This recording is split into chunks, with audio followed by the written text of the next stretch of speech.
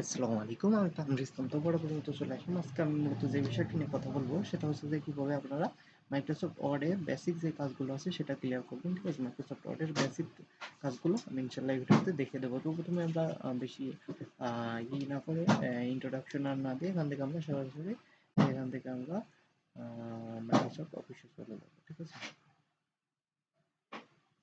এখান থেকে আমরা মাইক্রোসফট অফিসে চলে যাবো। এখান থেকে আমরা মাইক্রোসফট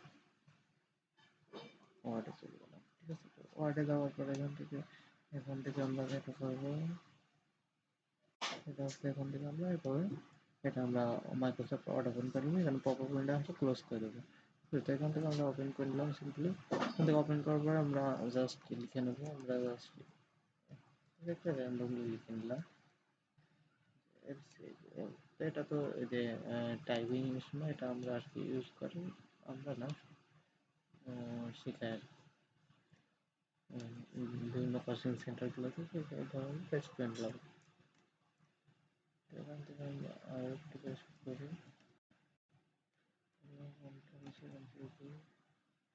আমরা পেস্ট করে নিলাম। পেস্ট কিন্তু অটোমেটিক্যালি হয়ে গেছে। এখানে একটু ওয়েট, এই যে কাউন্ট ডাউন হচ্ছে দেখতে পাচ্ছেন এখানে। পেজ নাম্বারে কোনো কাউন্ট হয়েছে, 6টা পেজ হয়েছে। 6 নম্বরে আমাদের 6টা পেজে আমাদের আসছে 366টা। ঠিক আছে? তো এটাই আর কি। তো এখান থেকে আমরা মূলত বুঝলাম যে কন্ট্রোল আমরা কিভাবে করলাম। তো এখান থেকে আমাদের কন্ট্রোল সি দিয়ে কপি করে, যেমন এটা আমরা যদি কপি করি এটা কিন্তু আমাদের ক্লিপবোর্ডে কপি হয়ে যাবে। এভাবে যদি আমরা এটা কপি করি ক্লিপবোর্ডে কপি হয়ে যাবে। এভাবে যদি আমরা তখন কপি করি এটাও ক্লিপবোর্ডে কপি হয়ে যাবে। যেমন ক্লিপবোর্ডটা দেখেন এই যে কিন্তু সবগুলোই কপি আছে। এগুলো ইচ্ছা করলে আমরা এখান থেকে ক্লিয়ার করে দিতে পারি। এখান থেকে আমরা ক্লিয়ার অল দিয়ে দিলাম। ঠিক আছে? ক্লিয়ার অল দেওয়ার পরে এখান থেকে আমাদের যেটা হবে সেটা হচ্ছে এখান থেকে ক্লিপবোর্ডটা চলে যায়। এবার আমরা যেটা করবো সেটা হচ্ছে এখান থেকে আমরা কন্ট্রোল এক্স দিয়ে আমরা একটা ইচ্ছা করলে কাট করে নিতে পারবো। দেখুন এখান থেকে আমাদের ওয়ার্ড কিন্তু 332 ছিল মেবি, কত ছিল 366। এবার আমাদের কন্ট্রোল এক্স দিলে 361 আছে। যদি আমরা আরও কাটি তাহলে দেখেন 200 কত হয়ে যায়, 200 কত হবে সেটা আমরা সেলফে 256টা হয়ে গেছে। ঠিক আছে? তো আশা করি বুঝতে পেরেছেন। কাট করলে কিন্তু এবার কমে যাবে। কাট করলে আমরা এবার ইচ্ছা করলে সেটা পেস্টও করে দিতে পারি এখান থেকে। এখানে ইচ্ছা করলে এই যে পেস্ট হয়ে গেল, আবার বেড়ে গেল 200 300 করে। ঠিক আছে? কন্ট্রোল ভি দিয়ে পেস্ট, কন্ট্রোল সি এক্স দিয়ে কাট, কন্ট্রোল সি দিয়ে কপি। এখানে যে শর্টকাটগুলো আছে সেটা আর কি। তো এখান থেকে এটা মোটামুটি একটা বেসিক হবে। তো যদি সম্পূর্ণ সিলেক্ট করতে চান যেমন এভাবে সিলেক্ট করা যায়, অথবা এই যে কন্ট্রোল এ প্রেস করলে এটা কিন্তু সম্পূর্ণ সিলেক্ট হয়ে যায়। দেখেন কন্ট্রোল এ প্রেস করলাম, সম্পূর্ণ সিলেক্ট হয়ে গেল। ঠিক আছে? কন্ট্রোল এ সিলেক্ট করে যদি আমরা কন্ট্রোল এক্স দিই সম্পূর্ণ আমাদের কেটে গেল। আমরা কিন্তু ডিলিট দিলে কিন্তু কেটে যাবে, রিমুভ হয়ে যাবে। আর কন্ট্রোল এক্স দিলে কেটে সেটা ক্লিপবোর্ডে থেকে যাবে। তো আমরা আবার কন্ট্রোল জেড বা কন্ট্রোল ভি দিয়ে আমরা পেস্ট করব। কন্ট্রোল ভি দিয়ে পেস্ট অথবা কন্ট্রোল জেড দিয়ে আগের অবস্থায় ফিরে যাবো। ঠিক আছে? তো এখান থেকে ইচ্ছা করলে আমরা যে কোনো একটা কিছু লেখার ফন্টটা চেঞ্জ করতে হবে। তো ফন্ট চেঞ্জ বা যে কোনো কাজের জন্য আমাদের প্রথমে আমাদের ব্লক করতে হবে, অর্থাৎ সিলেক্ট করতে হবে। সিলেক্ট না করলে কোনো কাজে আমরা অ্যাকশন নিতে পারবো না। একটা সিলেক্ট করবো, কপি পেস্ট, পেস্ট না সরি কাট কপি যাই করি সেটা যেন আমাদের সিলেক্ট করে নিতে হয়। তো আমরা এখান থেকে বড় ছোটো করে নিতে পারবো ফন্ট, বড় ছোটো করে নিতে হবে। এখান থেকে বড় করে নিতে হবে। এখান থেকে ইচ্ছা করলে ছোটো করে নিতে পারবো। আমরা অ্যাডজাস্ট করে দিতে পারবো। এখান থেকে আমরা ইচ্ছা করলে ফন্টটা চেঞ্জ করে দিতে পারবো। তো আমাদের এখানে অসংখ্য ফন্ট আছে। এখান থেকে আপনি যে ফন্টের উপর নিয়ে যাবেন সেই ফন্ট কিন্তু অটোমেটিক্যালি প্রিভিউ করবে। ঠিক আছে? তো আমরা এই ফন্টটা যদি নিতে চাই দেখেন এটা কিন্তু অটোমেটিক্যালি প্রিভিউ করছে। ঠিক আছে? তারপরে একটা বিষয় হলো বোল্ড, ইটালিক এবং আন্ডারলাইন। তো এটা যদি আমরা সাপোজ এই লেখাটা আমরা একদম প্রথমে যাই, এটার জন্য এখানে আমরা এটা টেনে ধরে উপরে নিয়ে গেলে এখান থেকে যদি আমরা এই যে সংবাদপত্র যেমন প্রথম লেখাটা অনেক বড় হয় বা প্রথম অক্ষরটা, সেক্ষেত্রে আমরা প্রথম অক্ষরটা বড় বোল্ড করে দিতে পারি। এখান থেকে বোল্ড করে দিয়ে প্রথম অক্ষরটা বড় করে দিতে পারি ইচ্ছা করলে। এখান থেকে এমন বড় থাকে, দেখেন বাংলায় পত্রিকায় এমন থাকবে অনেক সময়। ঠিক আছে? আর এখান থেকে আমরা ইচ্ছা করলে এই প্রথম লাইনটা পুরোটাই আমরা ইটালিক আকারে দিতে পারবো। যেমন কন্ট্রোল আই দিলে ইটালিক হয়, এখান থেকে ইটালিক দিলে ইটালিক হয়ে যাবে। এটা আমরা ইচ্ছা করলে এখান থেকে আমাদের ফন্টটা পুরোটাই সমান এক সাইজ করে দিতে পারবো, বোল্ড করে দিতে পারবো, ইচ্ছা করলে এভাবে করে দিতে পারবো। এখান থেকে আমরা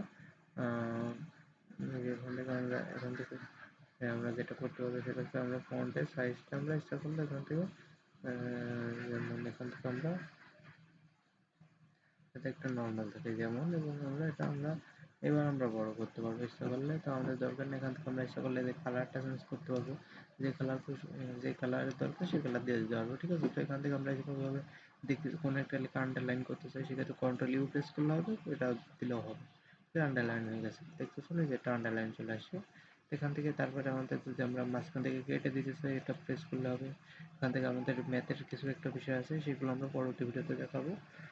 তো এখান থেকে আরও যে বিষয়গুলো আছে সেটা হলো সেভ করতে হয় কীভাবে, এবং আমাদের কী করতে হয়, প্রিন্ট করতে হয় কীভাবে, সেটা হলো এখানে অফিসে চলে যাবেন, এখান থেকে সেভ আছে, সেভ আছে, এটাতে ক্লিক করলে সেভ হয়ে যাবে। তারপরে আমাদের আছে হলো কি আমাদের এখান থেকে আমরা যেটা বলছিলাম আর কি, একটু সরি পজ করছিলাম, আমার ঠিক খেয়াল নাই। তো আমরা কন্ট্রোল এস যেটা আমরা ইচ্ছে করলে সেভ করতে পারবো। তো সেভ করার জন্য কন্ট্রোল এস প্রেস করলে হবে। আমরা প্রেস করি অথবা এখান থেকে সেভে ক্লিক করলে এটা কিন্তু সেভের অপশন চলে আসবে, ঠিক আছে। আমাদের এখান থেকে লোকেশন সিলেক্ট করতে হবে, আমাদের কি নাম দেবো ফাইলটা, সেখান থেকে ফাইলটাই ওয়ার্ড ডকুমেন্টে রাখলে হবে, অথবা আপনি পিডিএফ আকারে সেভ করতে পারেন, যে কোনো আকারে সেভ করতে পারেন। এখানে অসংখ্য ফাইল টাইপ আছে, ঠিক আছে। আপনি এক্সটেনশন যে কোনো একটা নিতে পারেন। এখানে অথারটা আপনি সিলেক্ট করতে পারেন, যদি আপনার অথার অনেকগুলো থাকে। এখান থেকে আপনি এখান থেকে অ্যাড অ্যান অথার, এখান থেকে নামটা দিয়ে দেবেন, জাস্ট নামটা দিয়ে এন্টার প্রেস করলে এখানে নামটা হয়ে যাবে। এখানে আমার জাভা সেশন দেওয়া আছে, সমস্যা নেই। এখান থেকে আমি ক্যান্সেল করে দিচ্ছি, যেহেতু সেভ করবো না। তো তারপরে আমরা প্রিন্টও দিতে পারি, এখান থেকে প্রিন্টে গেলেই হবে, অথবা কন্ট্রোল পি প্রেস করলে হবে। দেখুন আমি কন্ট্রোল পি প্রেস করে যাচ্ছি, কন্ট্রোল পি, প্রিন্ট বক্স চলে আসছে, ঠিক আছে।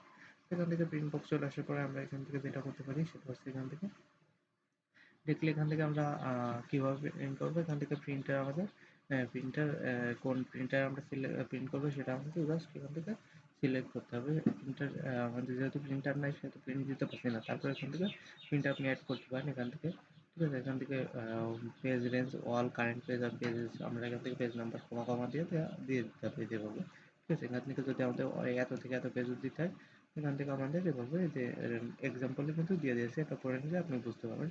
এখান থেকে আমাদের আমি চাই অল্প প্রিন্ট দিতে, অথবা আপনি যেই প্রিন্ট করে এখান থেকে নাম্বার অফ কপিস কয় কপি প্রিন্ট হবে, এখান থেকে যদি আমরা 100 কপি দিই, এখান থেকে 100 কপি কিন্তু প্রিন্ট হয়ে যাবে।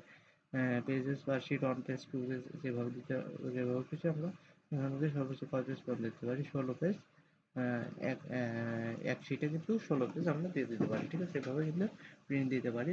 এখান থেকে print all pages event event pages, সেখান থেকে যে কোনো একটা সিলেক্ট করে দিতে আছে, ওখানে প্রিন্ট অল পেজেস, এখানে ডকুমেন্ট ফর স্টাইলিশ, সেখান থেকে এগুলো সিলেক্ট করে এখান থেকে ওকে দিলে এটা প্রিন্ট হয়ে যাবে। যেহেতু আমি প্রিন্ট দিতে পারছি না, আমার প্রিন্টার নাই, সেক্ষেত্রে প্রিন্ট দিতে পারছি না। তারপর এখান থেকে ইনসার্টের কাজ আছে, অন্যান্য কাজগুলো আমি পরবর্তী ভিডিওতে দেখা দেবো। আজকে ভিডিও এখানেই শেষ করে দেবো ইনশাল্লাহ। কিন্তু আমাদের চ্যানেল নতুন হয়ে থাকে অবশ্যই চ্যানেলটি সাবস্ক্রাইব করে দেন। পরবর্তী ভিডিও দেখার আমি চ্যানেল এখানে শেষ করে দেবো। আর ভিডিওটি ভালো লাগলে একটি লাইক দেবেন, বন্ধুদের সাথে শেয়ার করবেন অবশ্যই। আর কোনো এই ভিডিও সম্পর্কে কোনো মন্তব্য থাকলে অবশ্যই কমেন্ট বক্সে জানাবেন, এবং ভুল ত্রুটি থাকলে ক্ষমা সুন্দর দৃষ্টিতে দেবেন। ধন্যবাদ সবাইকে, আসসালামু আলাইকুম।